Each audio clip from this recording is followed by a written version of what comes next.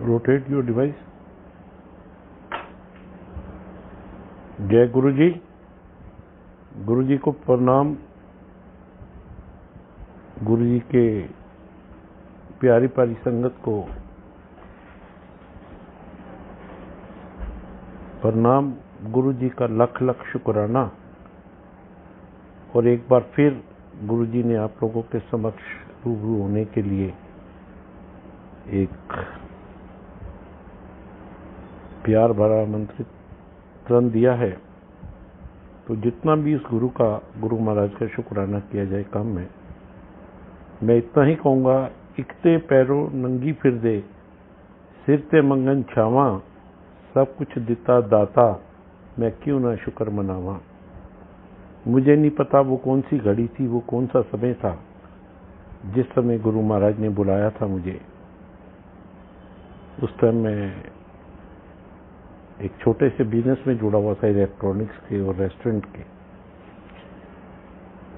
हालात बड़े बस थे, परेशानियां ही परेशानियां, पैसे की, फैमिली की, इतनी परेशानियां थी मेरी लाइफ में कि मुझे समझ नहीं आता था। हर वेले में मौत मांगता था।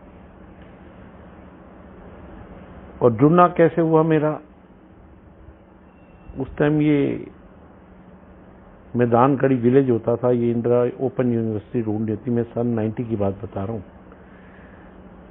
तो मैं इलेक्ट्रॉनिक्स बिजनेस था, तो उस गांव में मैदानगढ़ी के अंदर टीवी इंस्टॉल कराने जाता था अपने स्टाफ के साथ। कुछ नहीं पता था, ये सारा जंगल था। कभी सोचा भी नहीं था ऐसे गुरुजी मिलेंगे, मैं जुड़ूंगा और मुझे हर क्वेश्चन का आंसर मिलेगा। तो एक अंकल मेरे पास आए, यूसुफ सर शॉप थी जहाँ हमारी, तो वहाँ बैठा था। वो आए तो उन्होंने थोड़ा सा बताया, मगर मैंने ऐसे किसी बाबा के चक्करों में पड़ने, क्योंकि मैंने कोई इससे पहले जगह नहीं छोड़ी थी, मगर मेरी समस्या का हल मुझे कहीं नहीं मिल रहा था। तो मैंने सुना, इधर से अनसुना कर दिया। छोटा सा परिवार में जब कहीं सोचता था जाने के लिए, तो सुनना पड़ता था, तो इन चक्करों में पड़ जाता है बाबू के। कहीं से कोई रास्ता नहीं। मेहनत तो गुरुजी करवाते थे, मगर उतना अच्छा परिणाम नहीं मिलता था जितना चाहिए था। समय बीतता गया, हालात बस होते रहे। यहाँ तक मेरे हालात पहुँच गए कि सारे बच्चे पब्लिक स्कूल में पढ़ते थे, उनकी फीस देने के पैसे नहीं होते थे।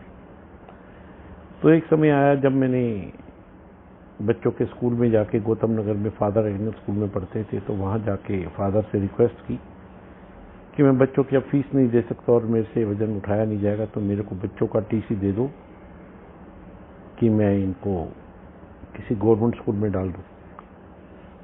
आंटी के पास जॉब भी नहीं थी, बिजनेस इतना चल नहीं रहा था, फाइनेंशियली हालात खराब थे।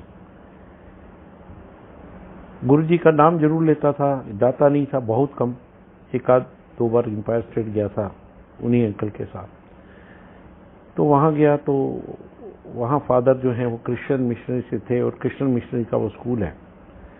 तो उन्होंने भी देखा मेरे आगे बिजनेस था, तो एक टाइम तो ठीक था, आज ये क्या हुआ।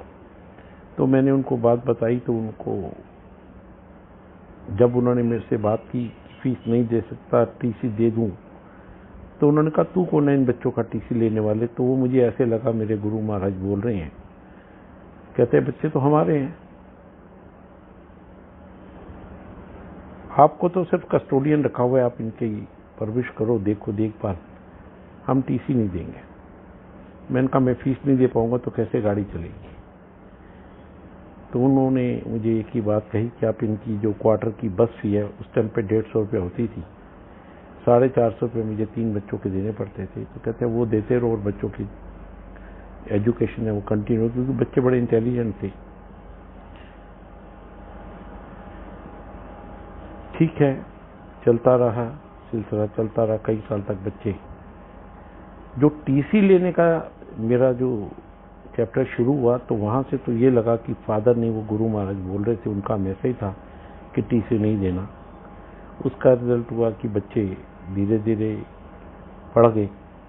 उसके बाद फिर जैसे उनको गुरु महाराज को याद किया, मैं मिला, गया, माथा टेका, तो उनका एक ही था कि जा अपने परिवार दी देख, अपना बिजनेस देख, मैं सब ठीक कर दूंगा।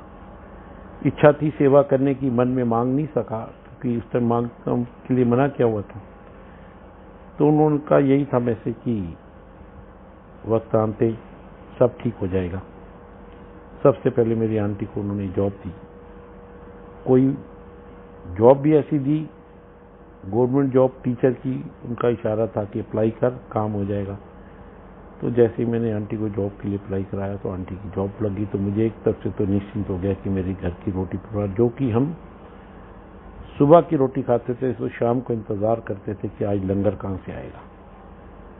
और आज गुरु महाराज की कृपा है, मेरा इतना विश्वास है कि मैं जितना भी 7 जन्मों तक उनका शुक्राना नहीं कर सकता। परिवार में मेरे कोई नहीं जाता था, क्रिटिसिज्म होता था कि क्यों जाता है, क्या हो जाएगा, तेरे दिन ठीक कर देंगे। मगर मेरी एक जिद थी कि मैं उनको दरबार कभी कभी जाना और गुरु को याद करना, सवेरे शाम नाम जपना, जो मेरी रूटीन थे, आज तक है। उसका रिजल्ट है, गुरु जी कहते एक भी परिवार तो आएगा तो मैं पूरे परिवार का कल्याण कर दूंगा।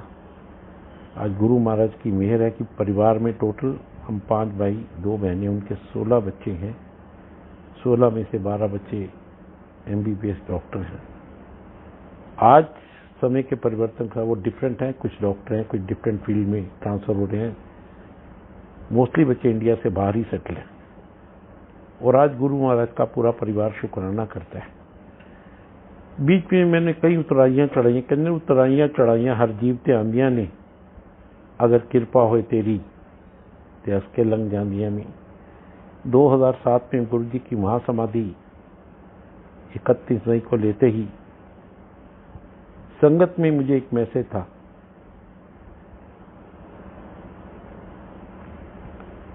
कि बड़ा संभल के चलना है, समय तेरा ठीक नहीं।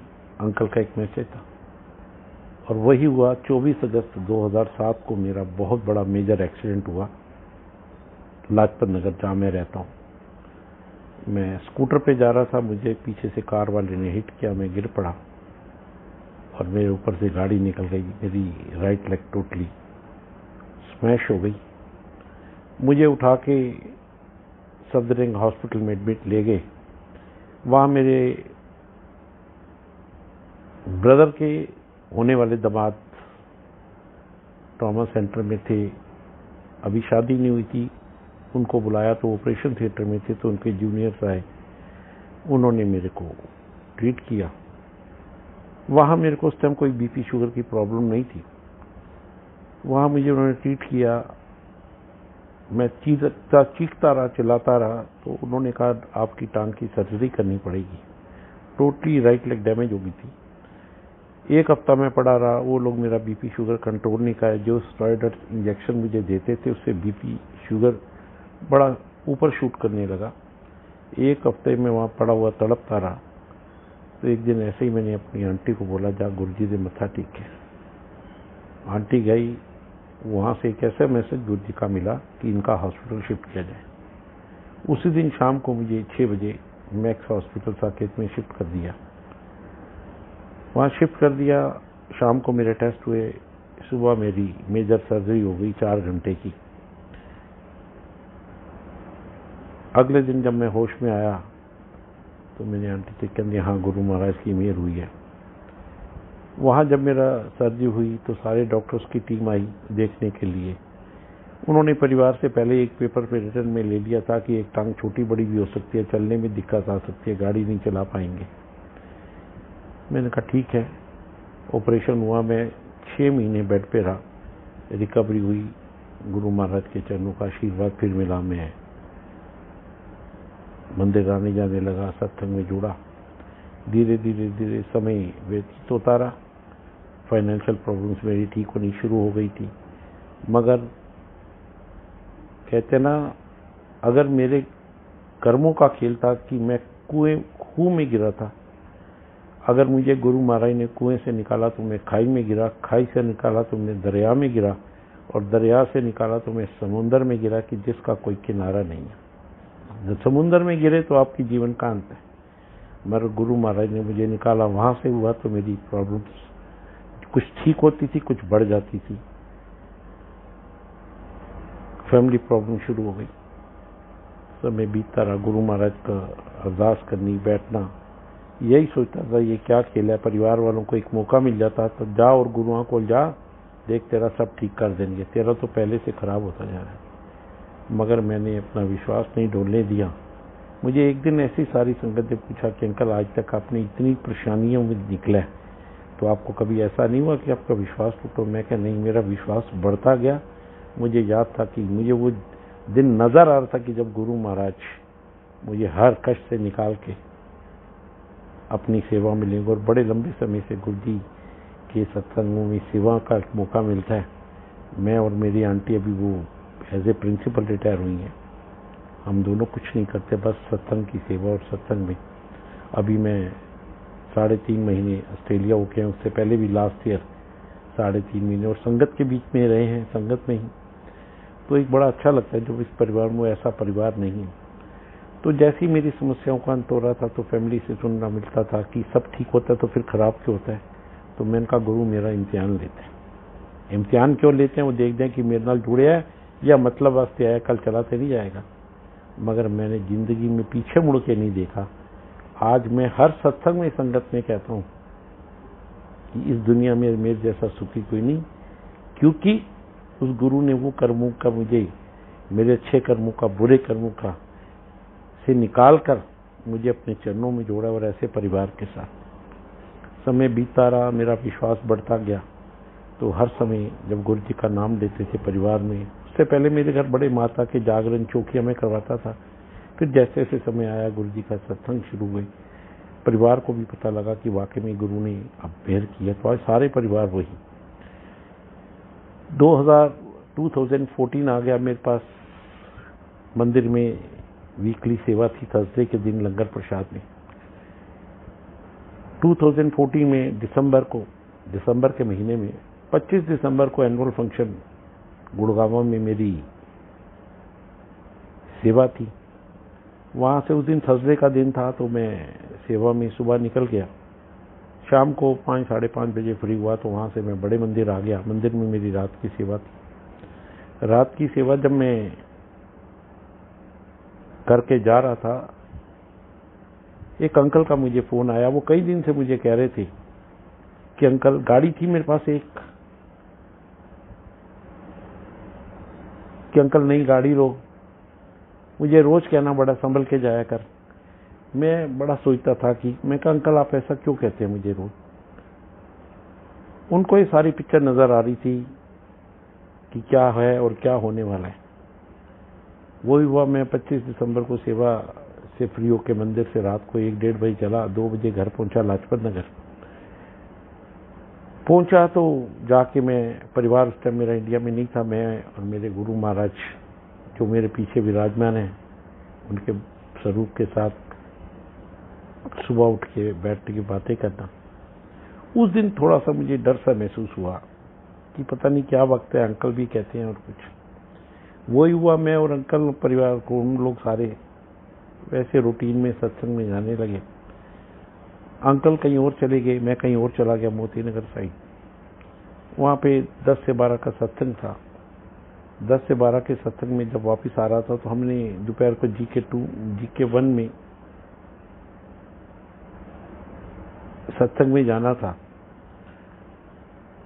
तो भी मैं मोती नगर से चल के जैसे ही इंडिया गेट पे पहुंचा, इंडिया गेट सर्कल जो कि 120 फुट की रोड चौड़ी है, वहां नॉर्मल स्पीड पे था, ज्यादा गाड़ी भी तेज नहीं थी।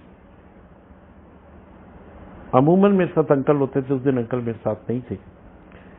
तो वहां पहुंचा और वहां एकदम 7 लोग, जिसमें 5 फीमेल 2 बच्चे, कहां से सड़क पे भाग के आगे गाड़ी के अंदर।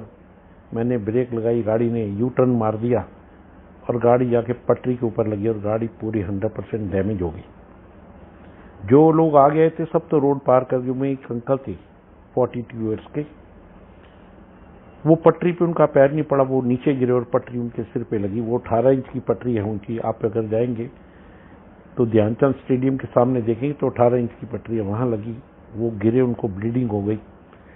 मैंने उतर के, गाड़ी बिल्कुल डैमेज हो चुकी थी, तो मैंने उनको साइड पे डाला। उनके परिवार के लोग थे, उन्होंने मेरे से हाथापाई शुरू कर दी कि आपने, मैं कहा वो तो गाड़ी से टच नहीं किए, मैंने तो गाड़ी को पटरी में बताया कि आप लोग मेरे से टकराए नहीं। उन्होंने बड़ी बदतमीजी की। वो अंकल को फटाफट एम्बुलेंस बुला के उसमें हॉस्पिटल भेजा गया। मेरे पास कोई नहीं था, मेरे गुरु महाराज। मैंने अंकल को फ़ोन किया, परिवार में कोई नहीं था, बच्चा नहीं था। ब्रदर को फ़ोन किया तो ब्रदर को एक ही मौका मिल गया, बड़े गुरु करदास की सत्संग तो आ रहे, देख लिया तेरा क्या हाल होया। उन्होंने आके जब साइड पोजीशन देखी तो उस अंकल की हालत का पता किया तो काफ़ी सीरियस थी। कहता और जा गुरुदेव सत्संग आई, और गुरुदेव सत्संग कर जा, उन 20 साल वास्ते अंदर, उन देखा तनु गुरु तेरा बचाएगा। पहले तो मुझे बहुत बड़ा झटका लगा उनकी बात सुन के, क्योंकि मैं ऐसे किसी केस में कभी एक्सीडेंट, कभी पुलिस के अंदर इन्वॉल्व भी नहीं हुआ। तो मेरे अंदर से एक आवाज आई,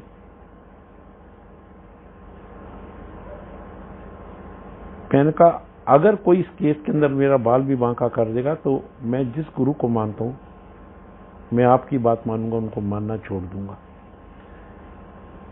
तो कहते नहीं, अभी तो तेरे को इन्होंने अरेस्ट करने, हवालात में बंद करेंगे, क्योंकि अंकल की हालत सीरियस है। वही हुआ। वो 3-4 बजे तक मैं वहीं साइड पे रहा। केस रजिस्टर्ड हो गया, पुलिस की एक गाड़ी आए, दूसरी आए। वो पड़े खड़े हुए मेरे ब्रदर कह रहे, देख केस रजिस्टर्ड हो गया, अब तेरे बचने के कोई चांसेस नहीं, आज तो तू हवालात में बंद हो जाएगा। और दिसंबर का महीना था, दिसंबर के महीने में कोर्ट बंद होती है। 7 जनवरी को कोर्ट खुलनी थी, 26 दिसंबर का दिन था। मैंने कहा अगर एक रात भी कोई लॉकअप में मर जाएगा तो मैं बंद कर देगा तो मैं कल गुरु जी से नाता तोड़ दूंगा और मैं कहीं सत्संग में नहीं जाऊंगा और मैं अपनी गलती स्वीकार कर लूंगा। 4:30 बजे मुझे तिलक मार्ग पुलिस स्टेशन में ले गए और ले जाने के बाद केस रजिस्टर्ड हो गया। वहां उन्होंने पूछा, सुबह का मैंने वही लंगर प्रसाद लिया था, तो आपको पता है पुलिस स्टेशन में जो हाल होता है। वहां जाके मैं बैठा तो मैंने बड़ा गुरु महाराज को याद करके हौसला किया। तो वो कहते हैं कि आपने क्या क्या, बड़ी रैश ड्राइविंग थी। उन्होंने मेरे पे एलिगेशन भी लगाया अपने ड्रिंक में। कहा मैं तो सत्संग से आ रहा था, बहुत कुछ उन्होंने कह दिया। मैंने कहा कोई बात नहीं, मैं उनको गुरु जी का सत्संग सुनाता रहा। जब भी वो कोई बात करे तो एक मैं सत्संग शेयर कर देता था, उनका ध्यान डाइवर्ट हो जाता था। इस दौरान मुझे कहने का मौका मिल जाता था कि मुझे चाय पानी तो पिला दो, क्योंकि वो बाहर जाने नहीं देते मुझे। उन्होंने ब्रेड पोड़ा समोसा, जो मेरे गुरु जी का प्रसाद है, वो मिलाया, मंगाया, और चाय प्रसाद का भोग। मैं जो लॉकेट पहन के बैठा रहता हूँ उसी के आगे मैंने रख के गुरु जी को अरदास की कि गुरु जी बस सुन तुसी बचाने, मेरे तो सगा भी कोई मेरे नाल नहीं खड़ा। करते करते करते रात के 10:30 बज गए। वो अंकल की 8:30 बजे डेथ हो गई, जिनका एक्सीडेंट हुआ था। इतना होल्ला शोर पड़ गया। वो उस परिवार के लोग जो आ गए, वो बेसिकली बिलोंग करते थे रांची से। वो दिल्ली घूम, क्रिसमस मनाई थी, 26 को ये हादसा हो गया। रात 10:30 बजे उन्होंने कहा अंकल को रेस्ट करो, आपने रेस्ट नहीं किया तो भी यहीं बैठे हैं। परिवार वाले भी यही कि अब रेस्ट होगा तू अंदर लॉकअप में बंद करेंगे, सुबह तेरे को तिहाड़ जेल भेजेंगे, 7 तारीख के बाद तेरी बेल होगी, 15 दिन तो तेरे को अंदर जाना ही पड़ेगा। तो मेरा वही था कि गुरु महाराज की शरण में हम लोग, कोई हमारा बाल नहीं बिगाड़ सकता, एक रात भी लॉकअप में बंद नहीं करेंगे। 10:30 बजे बहुत हल्ला शोर शराबा, उन्होंने ईंटें पत्थर चलाई थाने में।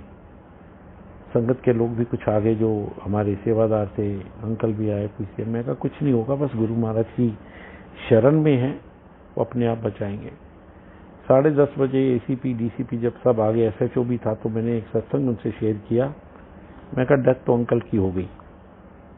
इंसान का जीना मरना आदमी जब इस दुनिया में आता है लिखवा के आता है, गुरु जी ने इसका कल्याण किया। वो कहते हैं कैसे? मैं कहा जब कोर्ट में डेट लगेगी मैं आपको पूरा सत्संग शेयर कर दूंगा। बात चलती रही, बैठे रहे वहां। अब वो परिवार के लोग शोर मचाए, अंकल को अरेस्ट करो। जब मैंने पूरा सत्संग उनसे शेयर कर दिया कि गुरु महाराज ने इसका कल्याण किया, कहने लगे ठीक है। 10:30 बजे उन्होंने मुझे बैक डोर से बिना किसी जमानत के, बिना किसी बेल के मुझे घर भेज दिया। एक्सीडेंट हुआ था, थोड़ी अपसेट था दिमाग, हाथ कांप रहे थे। मैं घर आया, परिवार नहीं था, जैसे रूटीन में गुरु जी की खंड जो जल रही थी, तो वहां आके मैंने गुरु जी को चाय प्रसाद का भोग लगा के पी के सो गया, मगर सारी रात डिस्टर्ब रहा। सुबह 27 तारीख को 9:30 बजे मंदिर मार्ग पुलिस स्टेशन से 2 केस रजिस्टर किए, एक 279A और एक है 304। मंदिर मार्ग पुलिस स्टेशन से जीप आ गई, वो भी जीप में भी वही 7 लोग। मेरे घर के बाहर पूरे मोहल्ले वाले इकट्ठे हो गए, क्योंकि परिवार का कोई यहाँ था नहीं। उन्होंने मेरे ब्रदर्स वगैरह को फोन कर दिया कि इसको जीप आ गई है पुलिस की, क्या बात है। उन्होंने बताया ऐसे एक्सीडेंट हुआ है, तो शायद इंक्वायरी पे आए होंगे। वो बैठे आके, मैंने उनको जय गुरु जी बोला, भाई से बोला चाय बनाओ, और चाय बना के उनको गुरु जी को भोग लगा के उनके आगे नमकीन बिस्कुट वगैरह जो अब रूटीन में रखते हैं वो रखे। उन्होंने कहा कि अंकल आपको कल से ढूंढ रहे हैं, आपको अरेस्ट करना चाहते हैं, आप छुपते फिर रहे हैं, कभी यहाँ कभी वहाँ कभी वहाँ। मैं कहा मैं तो कोई छुपता फिर नहीं था। कहते आपको पता है जिस अंकल की डेथ हुई है उनका इस समय पोस्टमार्टम चल रहा है और हमें ऑर्डर हुए कि आपको अरेस्ट करके लाना है। मैं कहा मैं तो खुद चलने को तैयार हूँ, आप मुझे अरेस्ट क्या करेंगे, या तो मैं भाग जाऊँ साइड से। वो बैठे रहे, मैं उनको गुरु जी का सत्संग शेयर करता रहा। 3.5 घंटे वो मेरे पास बैठे रहे, मैं गुरु जी के सत्संग और सत्संग उनसे शेयर करता रहा। 3.5 घंटे बैठने के बाद वो हथकड़ी साथ लेके आए थे, जीप साथ थी। वो ये कहते हैं अंकल आप बैठो, हम आपको नहीं ले जा सकते, हम जा रहे हैं। बैठ गया, परिवार के लोग हैरान थे। मैंने उनको एक ही बात याद दिलाई कि कल मैंने कहा था कि अगर 1 घंटे के भी लाकअप में बंद कर देंगे तो मैं गुरु जी का वो नाता तोड़ दूंगा जिसमें आप लोगों को इतराज होने सत्संग में जाने के लिए। वो बड़े हैरान थे, कुछ कह नहीं सकते थे, क्योंकि कृपा किसकी चल रही थी, मेरे गुरु महाराज की। वो चले गए, मैं बैठा रहा। 3:30 बजे फिर मुझे एक फोन आ गया मंदिर मार्ग से कि अंकल आपको लेने भेजा था, आपने उनको टाल मटोल करके। मैंने कहा कुछ नहीं, मैंने कोई टाल मटोल नहीं किया, मैंने सत्संग सुनाया, वो ले नहीं गए, मेरे लिए क्या हुक्म है। मैंने अपने ब्रदर्स को बताया, उन्होंने कहा कि ये तेरे को बुला रहे हैं पुलिस स्टेशन। उन्होंने कहा पुलिस स्टेशन आ जाओ। मैंने कहा ठीक है, मैंने ब्रदर्स को बताया। कहते हैं मत जा, तू अंडरग्राउंड हो जा, क्योंकि अगर अब तू वहां जाएगा ये तेरे को अरेस्ट करेंगे और तेरे को 7 जनवरी तक तिहाड़ में रहना पड़ेगा, उसके बाद तेरी अगर बेल हो गई नहीं तो। मैंने कहा नहीं, गुरु महाराज ने जहां इतनी कृपा किया, मैंने कहा अब तो मैं जरूर जाऊंगा। इस सत्संग के दौरान एक सबसे बड़ा वाकया यह है कि 15 दिसंबर को बिना किसी ऑर्डर के मेरे पास 2 गाड़ियां थी। एक गाड़ी कहां से गुरु जी ने भिजवा दी मैं आज तक नहीं, वो गाड़ी आज भी मेरे पास है। न्यू ब्रांड गाड़ी सिटी बैंक वाले आके खड़ी कर गए कि अंकल ये आपके लिए है। मैंने कहा किस बात की, तो उनका बाद में होगी बात। वो गाड़ी 15 करने ना, बिन बोले सब कुछ जानदा, किस आगे करिए अरदास। गुरु जी नोज एवरीथिंग कि मेरा एक्सीडेंट होना है, गाड़ी नहीं होगी, सत्संग पे कैसे जाएगा, अंकल साथ होते हैं, वो भी बुजुर्ग हैं। 15 दिसंबर को एक गाड़ी भी आ गई थी। मैंने कोशिश की कि गाड़ी उठा के जाऊं, मगर मेरे हाथ कांप रहे थे, मैं नहीं चला पाया। मैंने गाड़ी को ऐसी तिरपाल से ढक दिया और मैं ऑटो पकड़ के मंदिर मार्ग चला गया। परिवार के लोग रोकते रहे, सिस्टर मेरी कहा कि मत जाओ, आप 2-4 दिन इधर उधर हो जाओ। मैंने कहा नहीं। मैं वहां गया, वहां SI थे, SHO, पूरा स्टाफ मुझे देखा, बड़ी जोर से चलाए कि अंकल कल 1:30 बजे का एक्सीडेंट हुआ है और अभी तक आप अरेस्ट नहीं हुए, आइए आपको अरेस्ट करने। मैं अपना गुरु जी की लॉकेट ऐसे ही जो ये पटका बांधता हूँ, गुरु महाराज की ब्लेसिंग्स हैं, ना किसी कोरोना को आने देता है, ना किसी परेशानी को पास आने देता है। ये गुरु महाराज की ब्लेसिंग्स है मेरे। मैं चला गया और जाने के बाद बहुत चिल्लाए वो मेरे पे। मैंने कहा चिल्लाने की जरूरत नहीं, मैं आ गया हूँ, आपने जो कार्रवाई करनी है करो। वही 3:30 का बैठा वहां, रात को 6:30 बज गए। 3 घंटे पूरा स्टाफ मंदिर में पुलिस स्टेशन का, आज भी वो याद करते हैं कि सत्संग और सत्संग में शेयर करता रहा। 6:30 बजे IO जी थे, उन्होंने कहा हमें तो समझ नहीं आता आपको किस एंगल से अरेस्ट करें। मैं कहा आप अरेस्ट करो, अपनी कार्रवाई करो, सत्संग तो मेरे गुरु महाराज के हैं। और सत्संग की कृपा ये हुई कि 6:30 बजे उनको कहना पड़ा कि अंकल आप वापिस जाओ। मैं आ गया। परिवार के लोग हैरान थे, सबकी आंखों में आंसू थे कि आज भी आ गया। मैं क्या, अब मेरी सारी कष्टों से गुरु जी ने मुझे निकाल दिया है, अब मेरे को कोई मेरी तरफ आंख उठा के नहीं देख सकता। 27 तारीख ऐसे ही रूटीन में अंकल से बात हुई, कहते अंकल सत्संग पे जाना है। मैं क्या अंकल जाएंगे, मगर सबसे बड़ी दिक्कत यह है कि मेरे पास गाड़ी भी है दो, मगर मैं ड्राइव नहीं कर पाऊंगा, मेरे हाथ कांप रहे हैं आज तक, क्योंकि मेरी लाइफ का फर्स्ट एक्सीडेंट है। 27 तारीख सुबह 10 बजे हम ओला कैब करके, टैक्सी करके सत्संग में चले गए। दिन निकल गया, शाम हो गई। आगे रात को लेट आते थे, 2-2 ढाई बजे सत्संग थे। उस दिन मैं शाम को 7 बजे आ गया। 7 बजे आया तो मुझे संगत के फोन आए कि अंकल हमें पता लगा है। कई लोग आ गए मेरे से मेरा दुख शेयर करने में। इनका कोई बात नहीं, गुरु महाराज की कृपा है। तो संगत में बेटियां हैं, बड़ी प्यारी संगत है गुरु महाराज की। तो एक आंटी है इधर सिद्धार्थ एक्सटेंशन में, बेटी के रूप में, वो आ गई। कहती अंकल आप अकेले हो, आप नर्वस हो गए, तो कल आपने मेरे घर सत्संग में आना है, तो आप आज ही चलो। मैंने बड़ा उनको आग्रह किया। कहते नहीं, वो मुझे रात को ही अपने घर ले गए। मैंने वहाँ 28 दिसंबर मेरा बर्थडे था, उन्होंने सत्संग सेलिब्रेट किया था, कई जगह संगत की। मैं वहाँ चला गया, लंगर प्रसाद बनाया, सत्संग में जो मेरी भूमिका थी वो निभाई। मैं शाम तक वहाँ रहा, शाम को घर आ गया। 28 तारीख निकल गई। 29 तारीख को अंकल का फिर फोन आया कि अंकल क्या प्रोग्राम है। मैं कह अंकल सत्संग पे जाएंगे, बाकी जो गुरु महाराज की कृपा है, मेहर है, जैसा उनका हुक्म आएगा। कहता है पुलिस कार्रवाई। मैं कहा वो तो वहीं के वहीं रह गई। 29 को भी सत्संग में गए। 30 तारीख को एक सत्संग फर्स्ट ऑर्गेनाइज किया था कुल्लू मनाली में। फर्स्ट सत्संग था कुल्लू मनाली में। दिल्ली से 6 बसेस थी, 20 बाई टेम्पो ट्रेवलर थे और संगत की गाड़ियां। 30 तारीख शाम को हम वो ग्रुप के साथ ऑर्गेनाइज सबने मिलके किया था रोहिणी से। वहां हम लोग कुल्लू मनाली चले गए। 31 को पहुंचे, दोपहर को थके आ रहे थे, बैठ गए। वहां स्नोफॉल हो रही थी।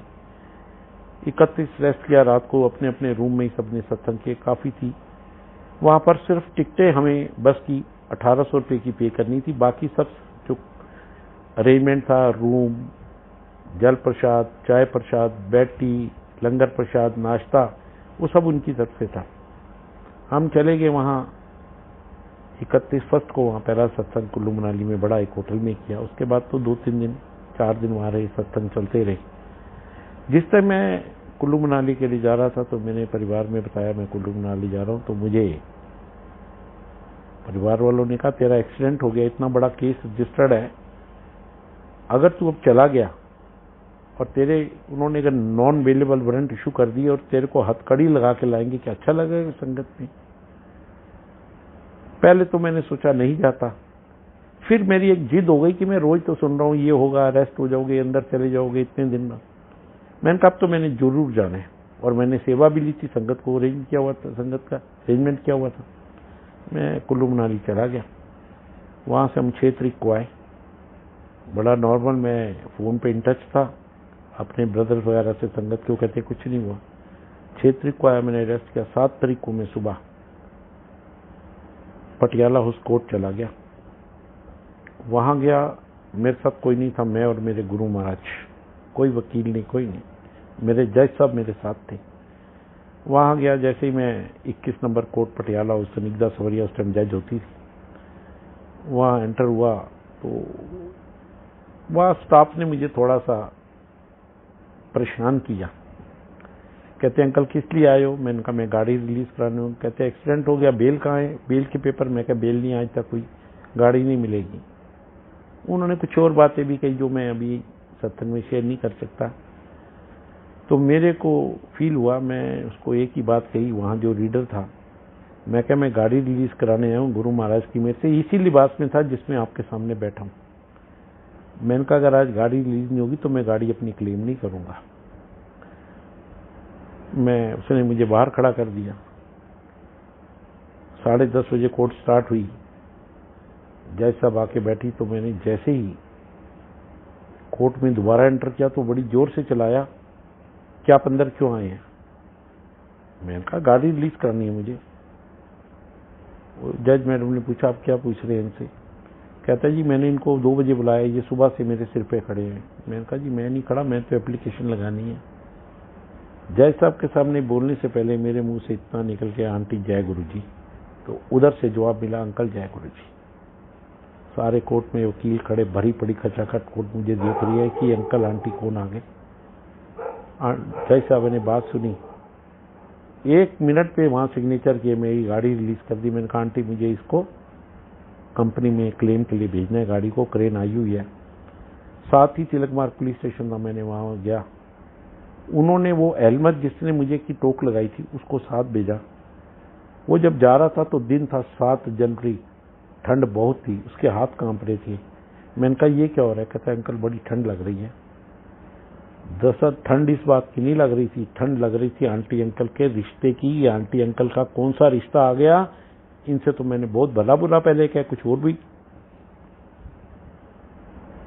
वो मेरे से हाथ जोड़ के माफी मांगने लगा कि अंकल आंटी लगती है। मैं कहा आंटी अंकल का वो रिश्ता है वही जान सकता है जो मेरे गुरु महाराज के चरणों से जुड़ा हुआ है। मैंने कहा मैं कोर्ट में आऊंगा क्योंकि केस चलेगा, मुझे परेशान नहीं करना। वो आया, गाड़ी रिलीज करके मैंने आंटी का शुक्राना किया। कोर्ट में खड़े होकर एक छोटा सा सत्संग कर दिया कि गुरु जी ने उस परिवार का कल्याण किया जिसके अंकल की डेथ हुई। वो कहते कैसे। मैं क्या ये मौत जब इंसान दुनिया में आता है तो लिखवा के आता है, जीना मरना खाना पीना, कितना कमाना, कितने बच्चे, कितना कला क्लेश, कितना रब से जुड़ना, कितनी अरदास करना, कितना लोगों का बुरा करना, कितनी चुगली निंदा जो गुरु जी ने मना की है, उसी का तो भुगतान है आज कि हम सारे घरों में लॉकअप हुए। मैं से ज्यादा सत्संग नहीं इसमें कहूंगा।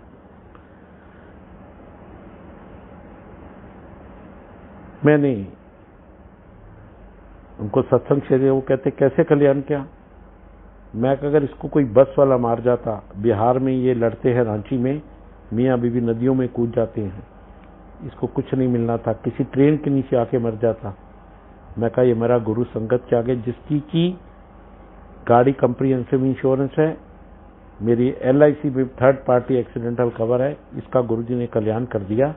मौत तो इसकी होनी थी और बलि का बकरा बना मैं। उनको ये सत्संग मैंने शेयर किया कि गुरुजी ने कल्याण किया। उसके बाद ये 7 जनवरी की डेट है, 30 जनवरी की डेट लगी मेरे, उन्होंने बयान रिकॉर्ड किए तो मेरे मुंह से वही निकला कि गुरुजी ने कल्याण किया। तो जय साहब बस उनके बड़ी इंप्रेस्ड होती थी कि अंकल सत्संग में सब कुछ कह जाते हैं।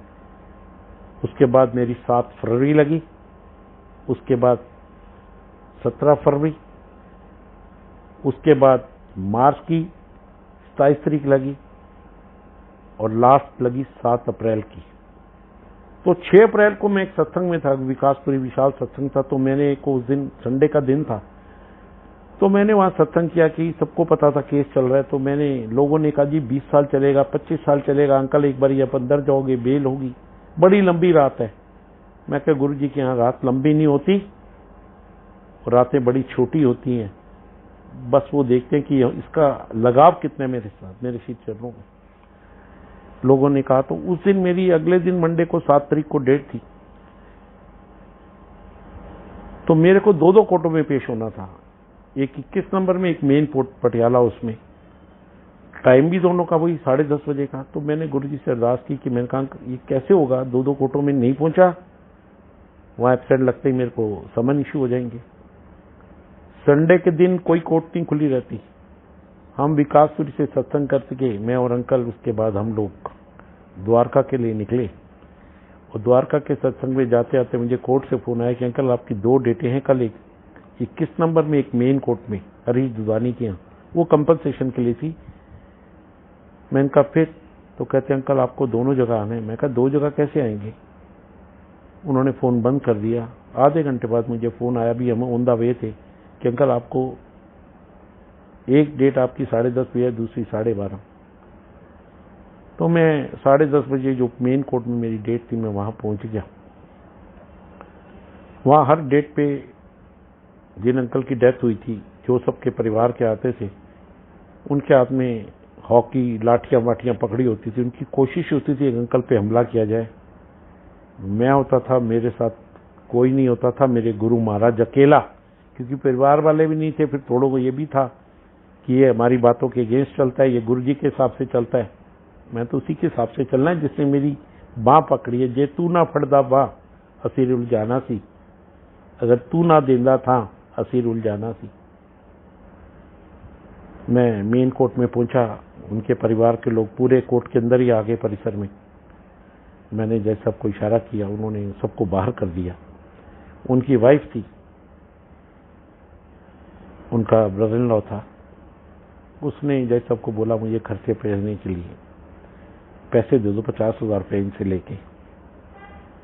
तो मैंने अपनी स्टेटमेंट में बताया कि ऐसे ऐसे मेरे लॉयर मेरे साथ थे, और जज साहब सबसे बड़े मेरे गुरु महाराज जज साहब जो मेरे साथ साथ चलते थे। उन्होंने जो डॉक्यूमेंट प्रोसीड वहां शो किए थे,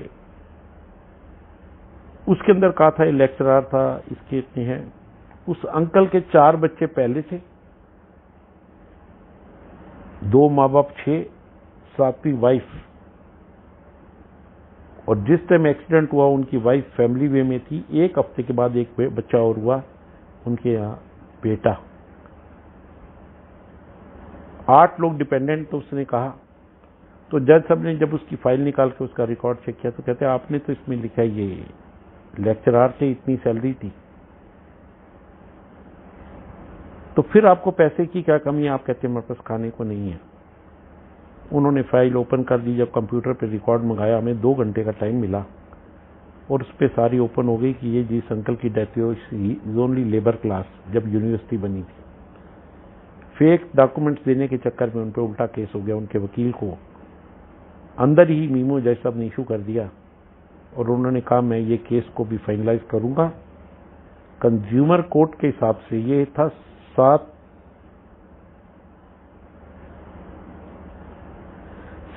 अप्रैल सुबह 10:30 बजे। उन्होंने कहा ये केस को मैं सेटल करूंगा। अंकल बिल्कुल इनोसेंट हैं। मैं कंज्यूमर कोर्ट के हिसाब से 3.5 लाख 6.5 लाख रुपया कंपनसेशन देके फाइल रिकॉर्ड दिया। मेरी इंश्योरेंस कंपनी की लॉयर भी आई हुई थी, काउंसिल, उनसे पूछा तो उसने जब फाइल दिखाई तो कहती है मैं 1 करोड़ 30 लाख का क्लेम बना के लाई हूँ। एक तो कंप्रीहेंसिव इंश्योरेंस थी 7,75,000 की कार की, प्लस 50 लाख की मेरी LIC के अगेंस्ट जो था। तो उन्होंने उससे पूछा कितना लाई है, तो जज साहब ने उनके परिवार से कहा अगर आप कहते हैं इतनी सैलरी थी इतना है, तो आप salary slip, income tax return, जो डॉक्यूमेंट्स प्रोसीड करो। तो कुछ भी नहीं था। उन्होंने वार्निंग देके 2 घंटे का टाइम देके हमें बाहर खड़ा कर दिया। उनकी वाइफ से मेरी बात हुई तो वो लड़ने के लिए पड़ती थी मेरे को। मैंने कहा तेरा गुरुजी ने कल्याण किया। कहते कौन से गुरुजी? लॉकेट पकड़ा, मैंने दिखा दिया। मैंने कहा इन गुरुजी ने। मैं कहा मौत तो होनी थी, कुछ भी नहीं मिलना था। मैंने उनसे पूछा तुम कितना पैसा लेना चाहते हो जो कि केस सेटल हो जाए, क्योंकि मैं कोर्ट कचहरी के चक्करों में नहीं पड़ना चाहता। मैं सबसे ज्यादा तो हैरान इस बात से, उस संगत से, उन लोगों से जिन्होंने कहा था 20 साल केस चलेगा। उसने मेरे लॉयर को, इंश्योरेंस कंपनी की काउंसिल को बोला कि आप मुझे 20 लाख रुपए दे दो, मैं सेटल करने को तैयार हूं। वो रोई थी, चिल्लाई थी कि मेरे 4 बच्चे थे, 5वां बाद में हुआ, 2 माँ बाप हैं, 8वीं मैं हूं।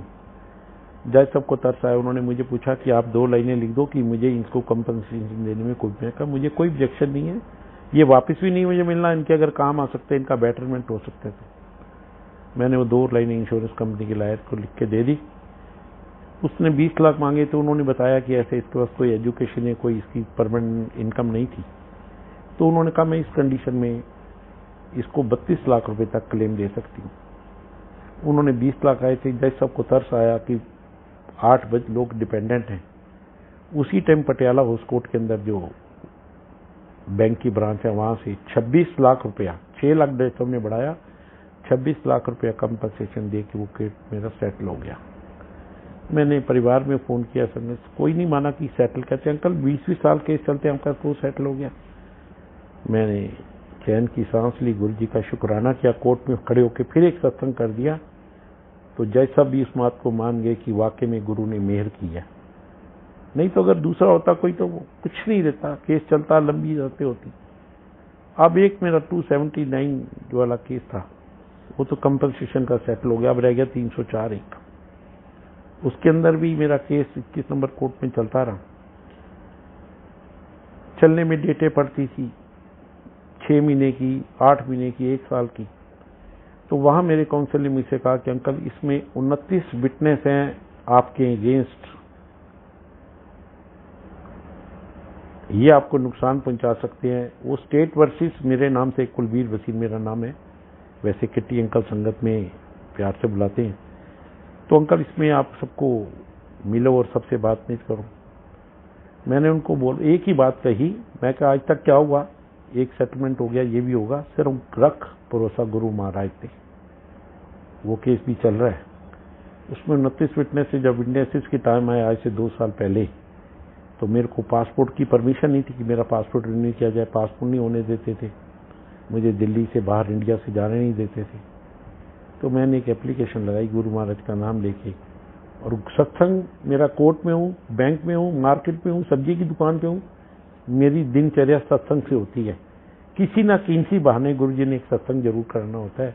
वैसे तो रोज ही सत्संग से फुर्सत नहीं देते, उनके इतनी मेहर है। मैं कहूँ कि मैं इस वर्ल्ड में सबसे सुखी हूँ तो इसमें कोई अतिशयोक्ति नहीं होगी। मैंने एप्लीकेशन लगाई तो लोगों ने कहा था परमिशन नहीं मिलेगी, परिवार ने, मुझे वहां से परमिशन मिल गई। मेरा पासपोर्ट बन गया। पासपोर्ट बनाने के लिए मैं जब पासपोर्ट ऑफिस ITO गया, उसके बाद मुझे RK रूम भेज दिया। वहां गया तो वहां बैठ के गुरु महाराज ने फिर वही सत्संग कराया। आज गुरु महाराज की है कि वो RK पुरम पोस्ट ऑफिस का आधे से ज्यादा स्टाफ हमारे गुरु चरणों से जुड़ा हुआ है। उसके बीच में एक लम्हा यह आया कि जहां मुझे कहा गया कि आप पासपोर्ट बाई पोस्ट आएगा, इतने दिन लगेंगे, और गुरु जी की मेहर है कि मुझे बाई हैंड तो नहीं दिया, उन्होंने सुबह जाके शाम को बाई पोस्ट मुझे भी दिया, क्योंकि बाई हैंड देने का नहीं। उसके बीच में बड़े सत्संग हैं। वो स्टेट वर्सेस केस चल रहा था, विटनेस शुरू हुए, सबने कहा उनको कुछ दो लोग आपके थे। मैंने कहा जो कुछ करना है मेरे गुरु महाराज ने करना है, मैंने कुछ नहीं करना। 29 विटनेस थे, एक के बाद एक, एक के बाद एक, तो सबको था ही है। तो उसमें उन्होंने क्या लिखा था विटनेसेस में, क्या दी थी स्टेटमेंट कि अंकल दिन का टाइम था, आ रहे थे, अंकल ने पूरी शराब पी रखी थी, गाड़ी से बोतलें भी मिली हैं। वो मैंने कहा मैंने जिंदगी में कभी टच नहीं की, शराब भी मिली, हाँ कभी वो कहीं ली बच्चों के हुआ तो वो तो खैर मैं गुरु जी से माफी चाहता हूँ। मैं इतनी ठंड में जाता हूँ इंडिया से बाहर, आज तक वहां नहीं रखती। तो मैंने उनसे कहा, मैंने कहा कोई बात नहीं। वो विटनेसेस में लिखा कि अंकल इस कंडीशन में थे, बहुत कुछ लिखा। और जब मैंने IO से बात की तो कहते हैं अंकल हमने तो कुछ भी नहीं किया, हमें तो जो पुलिस स्टेशन में कंप्यूटर ऑपरेटर होता है जो फर्स्ट आपकी FIR दर्ज करता है, हमें जो वो कॉपी भेजते हैं हम उसी को हमने सबको फॉरवर्ड कर दिया। तो जब एक की विटनेस मुझे कहा था, तो जब वहां विटनेस स्टार्ट हुई तो पहले विटनेस जो थे वो IO ही थे, उन्होंने एक ही बात कही कि हमने तो कुछ नहीं लिखा, जो हमें कंप्यूटर ऑपरेटर ने कॉपी हमने वही फॉरवर्ड कर दी। और जितनी भी थी वो उनकी दी हुई स्टेटमेंट सारी नल एंड वाइट हो गई। वो एक केस फॉर्मेलिटी है, मेरा पासपोर्ट बन गया। मैंने बाहर जाने के लिए कहा तो मुझे कहते हैं आप बाहर नहीं जा सकते। मैंने उनको बताया ऐसे ऐसे मेरी डॉटर भी है, मेरा संगत परिवार है, मैं जाना चाहता हूँ। तो आज से 2017 में पहली परमिशन मिली, मैं फर्स्ट टाइम गया 3.5 महीने के लिए। अभी मैं 19 में 3.5 महीने के रहा हूँ और संगत में रहा हूँ। उसमें बड़ी कृपा है गुरु जी की, इतना प्यार मिलता है संगत का। वो केस एक फॉर्मेलिटी से चल रहा है। अभी मुझे आया जब मैं 15 मार्च को इंडिया वापस आया, 18-19 से लॉकडाउन शुरू हो गया, तो मेरी अप्रैल की डेट थी। तो मुझे बहुत लोगों ने बहुत कुछ कहा कि अंकल ऐसा कर दो, ऐसा कर दो, इतनी सेवा कर दो, केस खत्म हो जाएगा। मैं कहा कोई कुछ नहीं करेगा, जो कुछ करेंगे मेरे गुरु महाराज। वो केस लास्ट स्टेज पे अपना ICU में पड़ा हुआ है। तो बहुत कुछ उन्होंने कहा तो मैं हंस देता था। मैं कहती गुरु जी तुसी मनु वो रंग दिखाए कि जिदे हस्ते में थोड़ा गुणगान बिना रह ही नहीं सकता। और उसमें बहुत कुछ हुआ, वो डेट पे डेट, वो कहाँ अप्रैल और कहाँ जुलाई है, तो वो भी क्या है कि एंड के ऊपर है। मुझे पता है वो केस क्लोज होने जा रहा है। तो जब मैंने लगा तो बीच में बड़े ऐसे सत्संग हुए कि जहाँ मेरे से केस से रिलेटेड बड़े लोगों के घर आना जाना हुआ, तो उन्होंने एक ही कहा अंकल चिंता क्यों, गुरु जी है ना। तो आज उस केस की पोजीशन है। और जब से लॉकडाउन हुआ है मेरी एक संगत से गुजारिश है, मुझे आप कहीं भी बुलाएंगे सत्संग के लिए मैं आऊंगा, सिर झुका के, सिर के बल चल के। सिर्फ आपने मुझे एड्रेस देना है और कोई इसमें चार्जेस नहीं, कुछ नहीं। आप जिस टाइम अभी मैं घर पे हूँ, लॉकडाउन में हूँ, तो उसमें भी एक गुरु जी ने सेवा दी है। मैं अपने मुंह से नहीं कहूंगा, संगत को पता है। और मैं जब उसका उनको याद करता हूँ, अपने दिनों को याद करता हूँ कि रात का लंगर नहीं था तो आज लंगर बांटने की एक सेवा दी है, तो देख के खुशी मिलती है। परिवार में बच्चे सारे सेटल हैं, बहुत अच्छी पोस्ट पे हैं, आंटी रिटायर है, आंटी का भी। तो इसके बीच में बड़े सत्संग हैं, एक सत्संग और शेयर करूंगा। तो आप सबका बहुत बहुत शुक्राना। दूसरा सत्संग में भी स्टार्ट करता हूँ थोड़ा। जय गुरु जी, जय गुरु जी।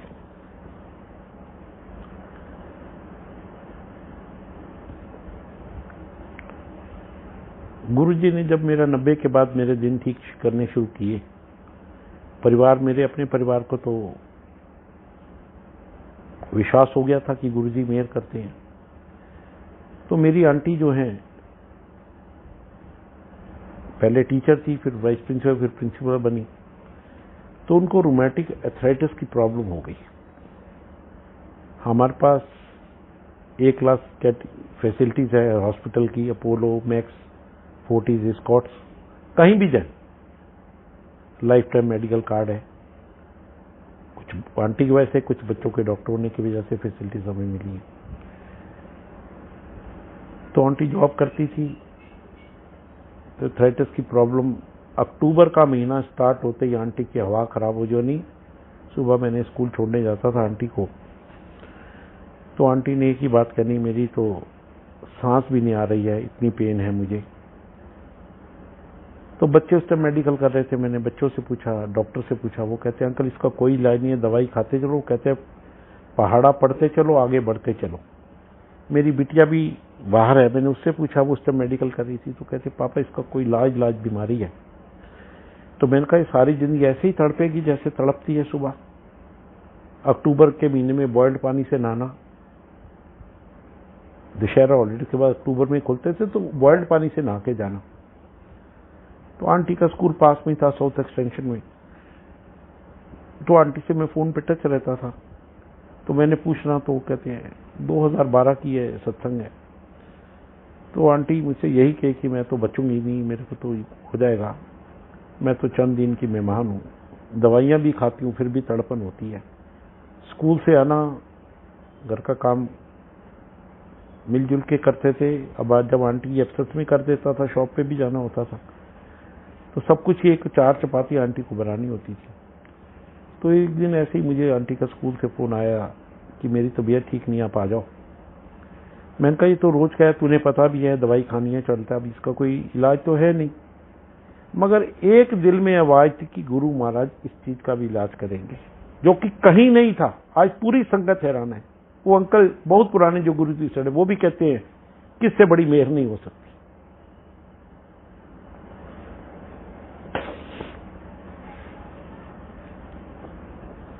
मैं शॉप पे था, मैंने थोड़ा अवॉइड किया। दोबारा इसकी कुलीग का फोन आया कि अंकल आ जाओ, आंटी तो शायद आज बच नहीं पाएंगी। मैंने कहा इतनी क्या बात होगी। मैं यूसुफसराय में था, आंटी साउथ एक्स में थी स्कूल में। मैंने आंटी को स्कूल से पिक किया, मैं शॉप पे ले आया, 10 मिनट रुका, मैंने वहां बच्चों लड़कों को काम बताया। मैं लेके आंटी को पंचशील पार्क मैक्स हॉस्पिटल की एक छोटी ब्रांच है, वहाँ ले गया। वहाँ जाके सारे टेस्ट वेस्ट कराए। वहाँ जाके उन्होंने डी कम्प्लेक्स का एक इंजेक्शन दे दिया, पेन किलर। बेटी बाहर से, मैंने उससे बात की, कहती पापा इसका तो ऐसे ही है, पता नहीं कभी दर्द ज़्यादा कभी कम, जैसे जैसे सर्दी बढ़ेगी मम्मी परेशान रहेगी। मैं एक अरदास करते हुए गाड़ी चलाता हुआ वहाँ से निकला। सोमवार का दिन था। मैं गुरुजी के आश्रम चला गया। आश्रम में मैं जाते आते रास्ते में सोच रहा था, किसको इतनी तकलीफ है, इलाज इसका है नहीं, और ये कब तक हमें देखना है, अभी बच्चे सेट भी नहीं है। तो जैसे ही आंटी मेरे साथ ही शब्द चले हुए थे गाड़ी में,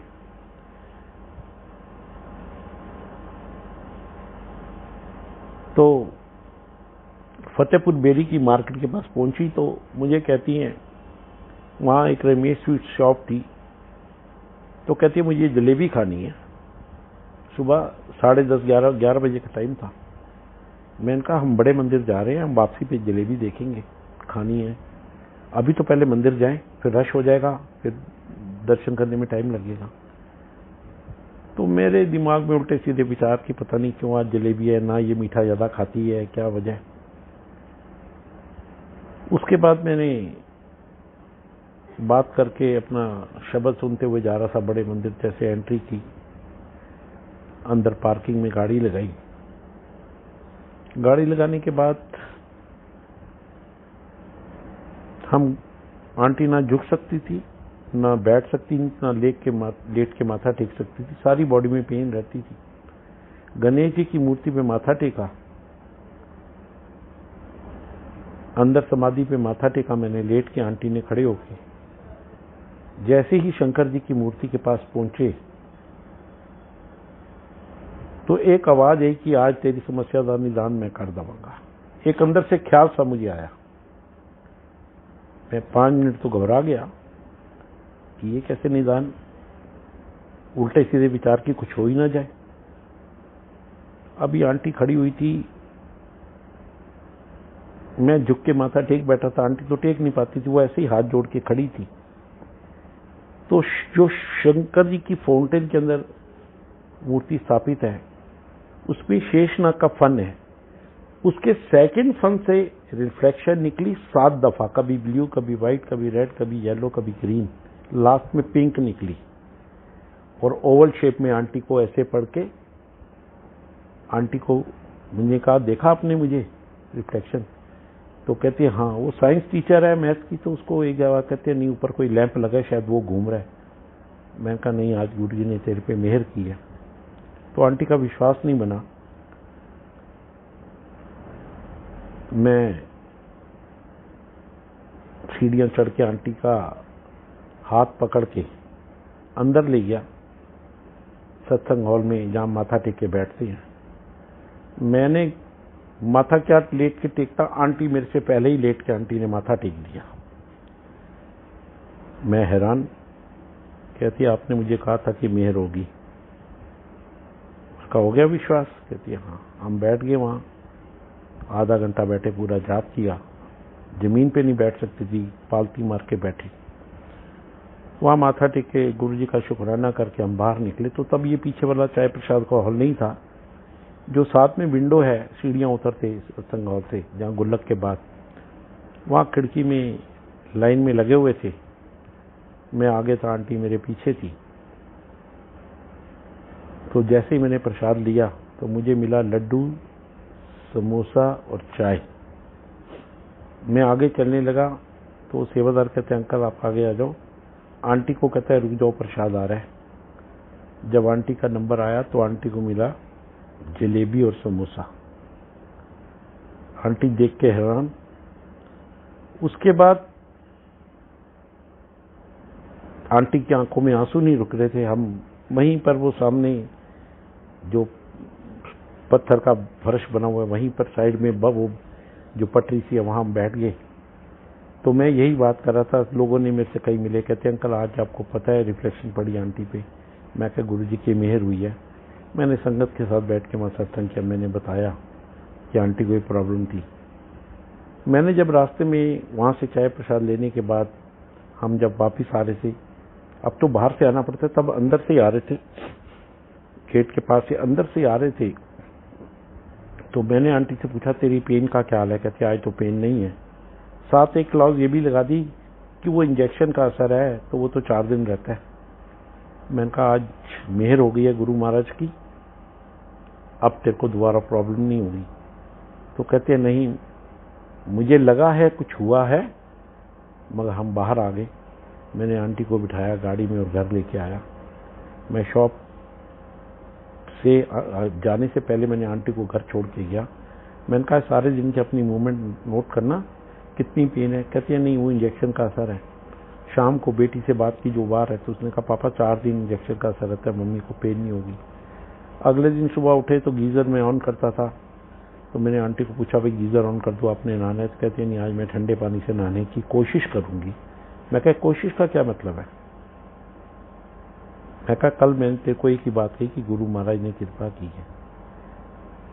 आंटी बड़े हैरान। आंटी ठंडे पानी से नहाया, जो कि बॉयल्ड पानी से नहाती थी। स्कूल गई, सारा दिन मैं स्कूल में आंटी के साथ रहता। मैंने कहा क्या रहा? कहती है बिल्कुल आज मैं ठीक रही। एक दिन कहती है भाई 4 दिन भी तो हैं इंजेक्शन के। मैं कहा कोई नहीं 4 दिन, 1 दिन 2 दिन 3 दिन 4 दिन, वो 4 दिन का समय भी निकल गया। मैंने कहा अब तो 5वां दिन हो गया। मैंने कहा चल 6ठा भी देखते हैं। मैं कहा 7 मेरे गुरु का नंबर है। हमने 7 दिन वेट की। 7 दिन की आंटी को पूछा कि जो तू 22 गोलियां डेली खाती थी, 7 सुबह ब्रेकफास्ट में, 7 दोपहर को लंच में, 7 डिनर में 21, और 22वीं आंटी खाती थी नींद की कंपोज की गोली सोने के लिए। 7 दिन तो मेरे गुरु के नंबर के थे। वो दिन के बाद आंटी को लाइफ में दोबारा पेन नहीं हुई। आंटी का परिवार का इतना विश्वास बढ़ गया कि आंटी, शायद मैं कोई सत्संग वैसे तो कभी नहीं, हम इकट्ठे ही जाते हैं, तो नहीं तो सबसे पहले आंटी का होता है कि नहीं गुरु महाराज की हाजिरी। तो गुरु महाराज का लख लख शुक्राना, आप सबका बहुत बहुत शुक्राना। सब पे गुरु महाराज की कृपा बनी रहे। अभी लॉकडाउन के बाद मेरे सारे टेनेंट चले गए, जो कि मेरी आंटी की पेंशन और रेंटल इनकम से घर चलता है, नहीं है, सब चले गए।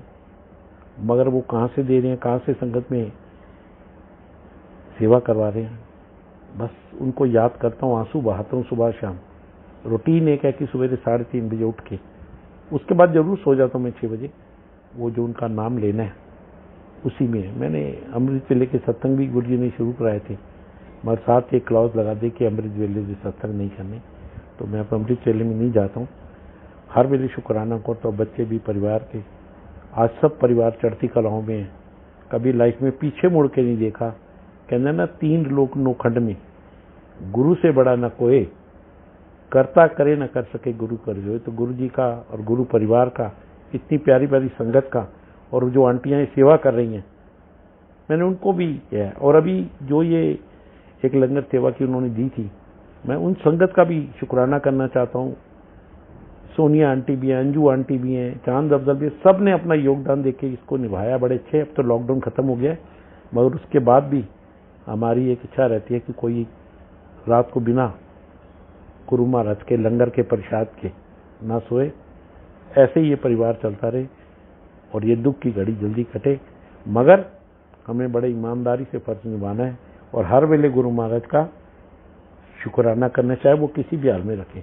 कभी कुछ नहीं मांगा, बस गुरु घर से निकलने से पहले एक ही कहना कि गुरु जी तुसी मेरे नाल जाने, मेरे नाल आने, मेरी दिनचर्या हंसदे खेलदे संगत परिवार जोड़ दे तुसी करानी है, और ऐसे ही चलता रहे। जय गुरु जी, जय गुरु जी। सोनिया कतूरी आंटी जो इतनी सेवा की गुरु जी ने उनको दिया, उनके परिवार में खुशियां ही खुशियां और सारी संगत में खुशियां ही खुशियां हो। एक बार फिर गुरु जी का शुक्राना। जय गुरु जी, जय गुरु जी।